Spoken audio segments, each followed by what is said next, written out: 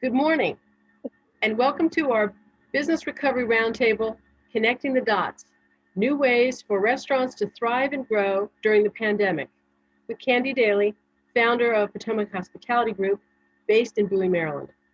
My name is Lisa Smith. I'm the Executive Director of the Bowie Business Innovation Center.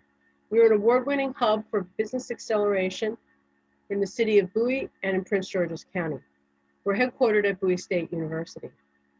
This morning's session is part of the new Bowie Business Recovery Program, which is 8 months of online technical assistance, such as webinars, roundtables, counseling sessions, and workshops to accelerate the post-pandemic recovery of Bowie businesses. The Bowie Business Recovery Program is a collaboration between the Bowie Business Innovation Center and the Greater Bowie Chamber of Commerce. It's funded by the city of Bowie. To see upcoming calendar of events, activities, or to register for these sessions, please visit our website, bowiebusinessrecovery.com. And this session is being recorded, so you can also access the session for additional viewing at another time. Over the last year, the COVID-19 pandemic has been a time of mask wearing, social distancing, and anxiety about potential virus infection for all of us. But during this period, the COVID-19 virus has taken a toll on our businesses too, particularly our restaurants and our food service industries. And this has been a dramatic impact. Our speaker today is Candy Daly, food service professional and founder of Potomac Hospitality Group based in Bowie. And she is in a unique position to be able to talk us through some of the issues and some of the ideas for how restaurants can reconnect with the success that they had experienced prior to the pandemic. So let's get started. Everyone, please mute your microphones and feel free to post questions in the chat box for Candy. We will be, as I said, posting this on our website for viewing at another time. And having said all that, Candy, I just want to say over to you, welcome and thank you. Hi, Lisa. Thank you for having me here today. And so I'm just going to maybe jump into some pointers that worked for me. As you mentioned, with the pandemic, I think most restaurants saw life change, the world change kind of right before our eyes. And for me personally, I think anyone in the food service industry was hit maybe a little bit harder than some other industries that may have suffered or had some stumbling blocks going on throughout the last year. For restaurants, we saw that most of us had to close down or stop services in some form or way. And so I just want to speak on that briefly. I won't be before you long, and talk about what we did to kind of turn things around for us so that we could remain open. Like most restaurants, as mentioned, when the announcement came that we had to close, for us, I think that the biggest thing was our catering services. That was at the time probably 60 to 70% of our revenue, where we provide food services to schools and to government agencies or private corporations throughout the area. And with schools being closed and no gatherings being allowed, that meant that all catering had to stop. We saw clients who immediately said, hey, we can't pay invoices, we can't do this, we can't do that. And so that effect, that ripple effect across the board kind of put us in a position where we were like, are we going to be able to stay open, or are we going to have to close down and see how this plays out? The blessing in that was that the state of Maryland particularly announced that we were able to do takeout. And for us, because we are a food service contractor where we do a lot of catering, and we also own restaurant operations, one of our restaurants was able to remain open and do takeout. It didn't depend necessarily on having seating and guests sitting inside. And so for us, that played a big part in us staying open. I want to say maybe the first month maybe a little over a month was probably the scariest time. We just really didn't know how it was going to work out. And our primary concern at the time was being able to meet payroll. And that's really what we expressed when different media outlets reached out to us, to the community when they reached out to us. It was, listen, we don't want to have to lay our people off. We want to make certain that they can take care of their families. You know, you as an entrepreneur, as a business owner, you're not just taking care of yourself, you're taking care of your entire team. And the thought of your team not being able to feed their families or not being able to provide, because at the time there wasn't a stimulus package or anything like that happening. It was just stay at home. And so you're wondering, you know, how you can pay bills and how your team can. And so for us, it was, you know, what do we do to fight to stay open? And so today, I'm just going to briefly discuss some of the things that we did that worked out for us. You know, the unfortunate part is the catering still stayed down, our larger catering, let me say that. So for larger gatherings, things of that nature, schools, our private companies, we didn't see that turnaround. Even here we are a year later, and we still haven't seen that change. But on the flip side, for smaller gatherings and things that were a little bit more private, we were able to capture a little bit of that audience, and that's what I'm going to talk about today. I think the first thing was understanding and expanding our customer profile, and that's why I like that this was called Connecting the Dots, because that's really what it's ultimately about. And I want to say probably the first thing for us was how are we going to generate revenue without having to recreate the wheel or maybe kind of make something from scratch. And so what we were able to do, or a suggestion that I would say for anyone who's looking to maybe create a new stream of income or a new stream of revenue for their business, is maybe taking some of the things that you know are your popular items and creating an ebook, right? And so basically it allows you to sell your intellectual property, the thing that you're known for, the items that you're known for. And because it's an ebook, you don't have to go do a large publisher or something that you can do online, and you make it available to your database. So it may be, you know, whatever the few recipes are, and it could be 5 recipes, 10 recipes, you know, things that are your bestsellers that you're okay with selling the recipes for, or maybe you tweak the recipes a little bit so that it's not the exact, but it's something that you know that your guests or people would enjoy, and putting that in an ebook and selling it for a reasonable price. That's a way that you don't have to recreate the wheel. It's a way for you to generate revenue for your business or for yourself, without having to do the hard work of starting from scratch on something else. You're really selling what you're already doing. The next part of that same kind of category is catering. And I know that I mentioned that our catering department, and when I'm saying that, I mean like full service, meaning wait staff, chefs, etc., was down. But for drop-off catering or for pickup catering, we were still able to see a small amount of revenue come in from that. So the things that people like that they want to have at home, or for the gatherings that are for 10, we were able to create a menu and put that online, and guests could pick up food, you know, for events for 10 people or for 5 people. And we were still able to have some type of revenue coming in from that. And then lastly, I would say third-party platforms, especially for restaurants. A lot of times we don't want to partner with the DoorDashes and the Grubhubs because they charge really high fees. On the flip side of that, that's a service-based business. And so I don't say no to third-party platforms. I figure out how to make that third-party platform work for me. You know, if the fee is 30%, can we negotiate that 30%?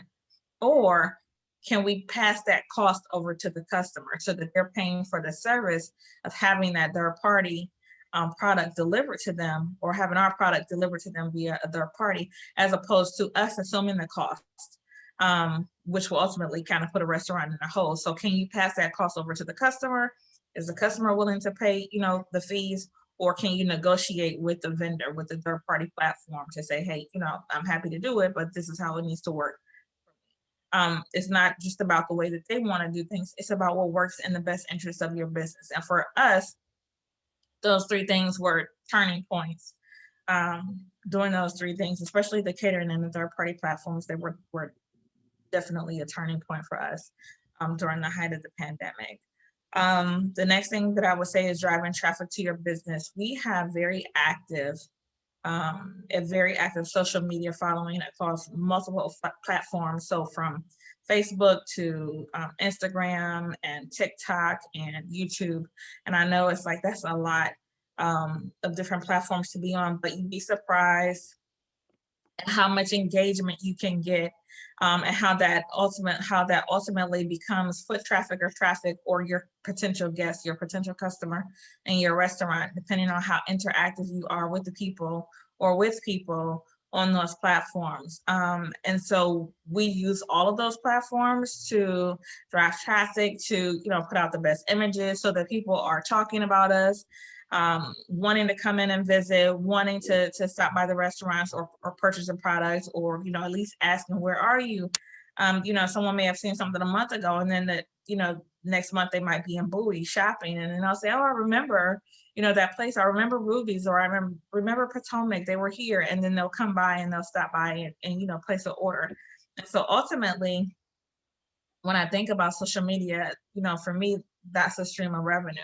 And so we have to work it the same way that we would work any other marketing. And that has been, social media actually has been a driving force for us during the pandemic. Another thing is email marketing, or just emailing in general, emailing our guests. Again, that's another platform where we have a large following that we've built over the years. And during the height of the pandemic, even till now, we make certain that at least once a week, we are sending out an email letting our guests know what we have going on, whether it's a weekend special, whether it's an announcement that we have, or holiday catering. We use that to stay connected to our guests, because all of our guests don't use social media. Everyone isn't on Facebook or Instagram, and so we see that especially with a different portion of our demographic, that some of them are just really focused on emails. As long as we're not sending out a ton, right? Because nobody wants to get a ton of emails a week or every week. I don't. I know sometimes I ignore them. But if it's once a week or once every other week, then those people tend to stay engaged and they don't unsubscribe, and they're happy to see what we're emailing about. And so we see that ultimately reflect back in our sales. So we can send out an email saying that, hey, this is a special for the weekend. We can announce it on Thursday or announce it on Friday morning, and say, hey, this is what we'll do for the weekend. And we see customers or hear customers when they call in and say, hey, I saw an email saying that you're going to have this weekend. Can I place an order? And that ultimately, again, is a return on our investment via sales or revenue. I would say lastly, understanding and again expanding, is understanding our guests or the community need. And so I think it's important when anyone decides to go into this business that you're passionate about it, because if not, you'll get burnt out easily. But two, understanding the need, or if you ever participated in any of my classes, they'll say the customer pain. Is your product serving a guest need or a guest pain? Is it solving a problem for them? Are you providing something that they truly want? And so, we've been fortunate in that regard, that we're in a community where people like to eat out, and that they believe that there's a we're fortunate to be in Bowie, where everything is very community based and locally based. And so we see families come out, and we're fortunate to provide a product that guests actually want. And so for us, that has been working. And then secondly, what I would say to that is engage with the community. We are extremely active with schools in our area, from fundraisers to meetups in our parking lots to, I wouldn't say everything that our guests ask for, but for the most part, if it's something that we can handle or something that we can do or participate in, we try to do it. We try to work with the community. And that has played a big role in us staying open during the pandemic. The same people who we supported, the same schools and organizations that we supported pre-pandemic, were there to support us and to say, hey, we want Ruby's to be there when all this is over. And so we would see them, plan days or come out, for the weekends during the pandemic, or, place orders and say, hey, we can't hang out up there, but we're going to place a group order and our families are going to do this. And so we saw a lot of that. And we're very blessed for that. And then also understanding who the people are in the city. So I think when it comes to community and what happens locally, that you kind of have to know everyone. So you have to know your guests, right? A lot of our guests, we know a lot of them by name, especially people who come in, a few times a week. We were able to say, hey, such and such, or speak to them. And so there's that connection between us. And then the same way we are on the city level and the county level, you have to know the people who are in the background, your council people, your mayors, your everybody that's active in the community. It's important that you connect the dots, that you make those connections, that people know who you are and that you know who those people are. Just that's the way that you do business. That's the way that business works. At the end of the day, it's about connecting the dots. And when you do that, you'll see the domino effect of how it ultimately affects your business. And so I think for the most part that would be my understanding, and expanding your customer profile, really understanding what they want, and then providing a solution to what they want through food for me. Lastly, I would say the most important part in the pandemic for us, well, not most important, but a key factor was understanding our numbers. There's a lot to that, and so much that I could go into detail about. But to keep it brief, I'm just going to hit some key points. The first would be negotiating vendor pricing, working with our vendors to say, hey, we're purchasing this amount of product, and what's the best price that we can get. So for instance, if it's a case of wings and we know that we're using 40 or 50 cases a week, what's the best price that we can get at that volume, right? That volume for the week times the month times the year. This is how much we're spending with you. What's the best that you can do for me? Because at the end of the day, those vendors who are providing the product to you, you're their customer. And so they have to work with you the same way that you need to work with them. And so they should be able to work out pricing for you. And if they don't, then it goes to my next kind of point, is to shop around. If they're not willing to work for your business, then you need to look at other vendors, look at other wholesalers who understand your volume and understand the needs of your business, so that you can work on the pricing. Keep food costs under 25%. That's easier said than done, especially if you're not extremely hands-on. But for the most part, I would say that's an entirely different subject, but I would say you want to keep your food costs under 25%. Controlling labor, another thing that will really take more time to delve deep in, but it runs with your food costing. You want to control your labor costs just as much as you do your food costs. Those two factors will determine at the end of the year if you're in the red or if you're making profit. Earlier, I mentioned negotiating vendor pricing. I think it's the same thing. The same way that you may bid to get a job, or bid on a catering project, or bid on anything, it's the same way that your vendor should bid for your business. So from cable to your food vendors to who you're buying your disposable products from. If you have 2 or 3 vendors and you know how much you're using annually, they should be bidding for your work. They should be bidding for your business. They should be saying, hey, this is the best price that I can give you, or I can do this. Let them put in the work for you so that you're not working as hard to get the best pricing, and they understand that your value and the worth of your business, right? You want to work with a company that appreciates you and that values the dollars that you're spending, right? It's not just to go in their pocket. It has to be a mutually beneficial relationship for both the vendor and for you.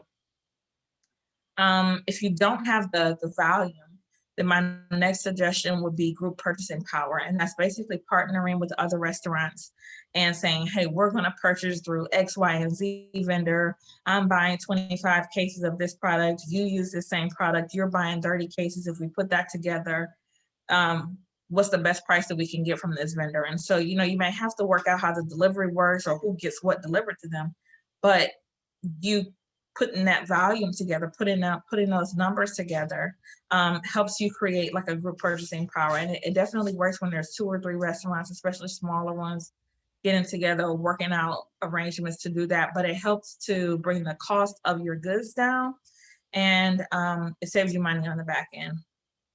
And kind of the same thing that flows with that, are rebate programs, which most of the larger vendors offer that service, where if you're spending so much with them annually, then you're getting a percentage back at the end of the year or throughout the year based on the case count or the volume that you're purchasing. And so, if you don't know about it, ask your local vendor. So if you're using Cisco or US Foods or anyone like that, even a lot of the smaller ones offer it, and it can range anywhere. Generally, I would say between 2 to 5%. If you're doing, franchise volume, it may be 7 to 10%, but generally, I want to say 2 to 5%, where you'll see them give you a rebate back based on, again, either your case counts or your purchasing volume annually. And so that equates to dollars, right? Dollars back in your pocket, savings back in your pocket, and you can usually have that applied as a credit to your business, or you can have them send you checks throughout the year where you're getting money back from them because of how much you've been spending with them for a year. And so, that's a win-win for everyone. Ultimately, you're paying them in the beginning, but you're getting a portion of that back, and that matters. And I want to say those two, kind of understanding the customer profile and then knowing your numbers, have played the largest role or the biggest role for us, and being able to stay afloat throughout this year, throughout the pandemic, and even now as we're moving forward and hoping that things start to open back up a little bit more. These two things, those two topics are probably the best way that we've been able to kind of maintain. And I think that's it for me. That is great, Kim. That is great, Candy. Thank you very much. A lot to chew on there, really. Um, and and I do see one question in the chat box about we talked about knowing your customer. What kind of additional costs did you have to absorb, or new resources did you have to put in place to do the social media and email marketing? And did you just do that in house? I guess is kind of what the question is. So the social media, it can be done in house for us. We have outsourced to a marketing company that we work with, but a lot of it can be done in house, especially if you have your own images. So we use a company that comes in and does our pictures and does our styling and everything for us. And so there was a significant cost there across the board because we rebranded the entire company. But in general, it's something that you can do. You can, take pictures with your iPhone and post those on your social media, and you can take videos of what's happening day to day in your business and post that, and people become very engaged. They become a part. They get to see what's happening behind the scenes, and they become very engaged in your day to day. And you don't necessarily have to pay, at least until yourself. That's helpful because all of these kinds of new activities or intensified activities do come with a price tag. Yep, absolutely. And at a time when you're losing revenue, that becomes a challenge too.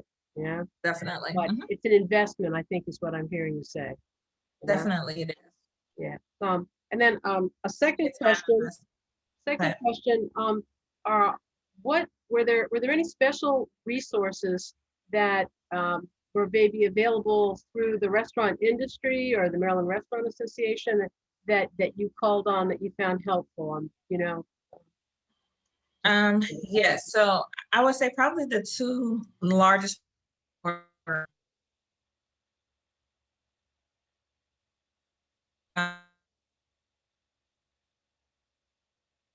has been on the county level. It was the Prince George's County EDC. They kept us updated on every program, anything from PPP to county and state-based funding programs or programs or classes or how to pivot your business. And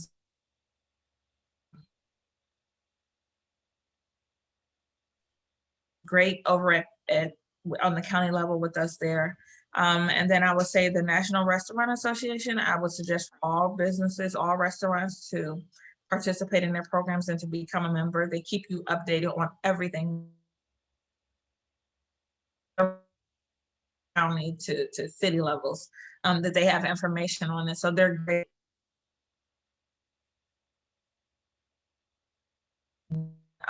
Even funding available throughout the pandemic. We always received notifications from them.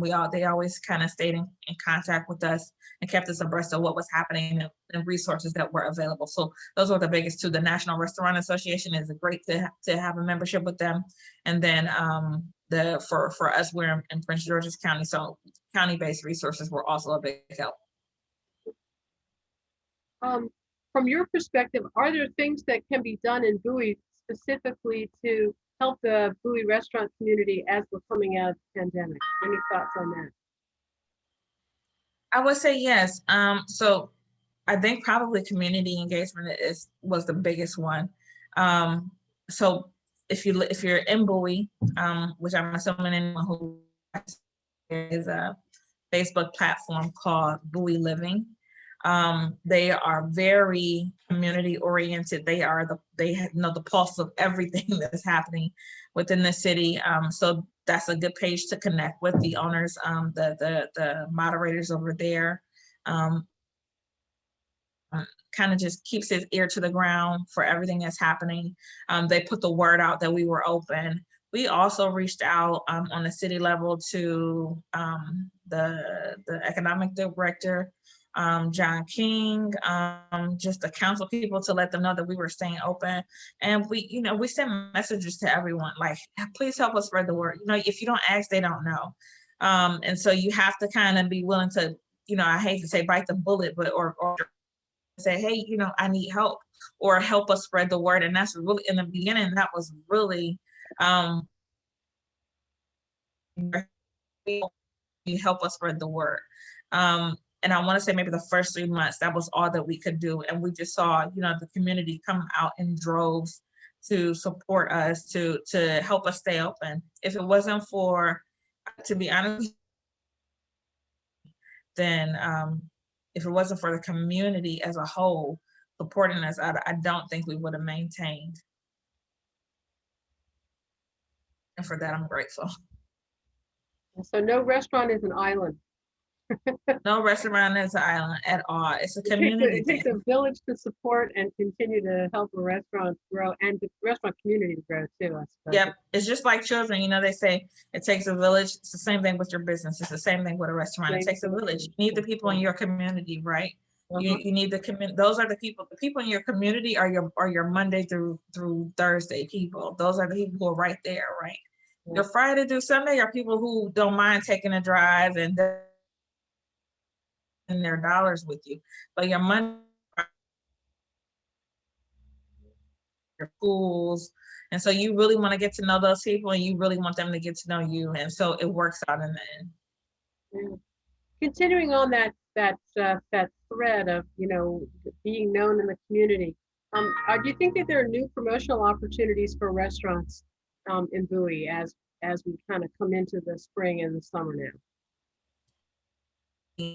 An untapped market for here often across different platforms are that people don't want to drive to Croston or to Annapolis or to DC to eat, right?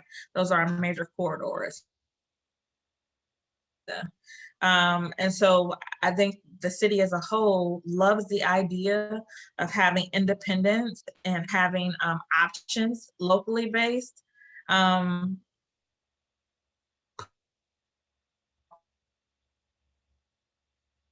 Is understanding the numbers and the points that I made is a major part, right? So McDonald's, because there's how many here, and people may be tired of burgers, so we may not need a McDonald's or a Five Guys or something like that. But you might have recipes that you grew up in the country, and that might be a great idea for the demographic in Bowie. You really have to do the research, but I definitely think for independent restaurants that there are a lot of opportunities. Now, are there a lot of places to put restaurants? That's a whole Bowie is evolving in that matter, but there are developments. There are new developments in the pipeline that are happening in the next 5 years or so, the next 2 to 5 years. Those places, another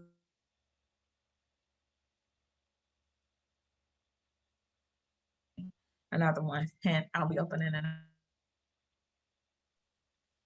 Sounds good. Sounds good.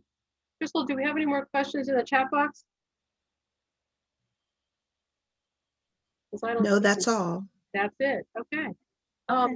Well, I think what I would do, Candy, is I would just like everyone to know that you are available next week again, only on a different kind of a format.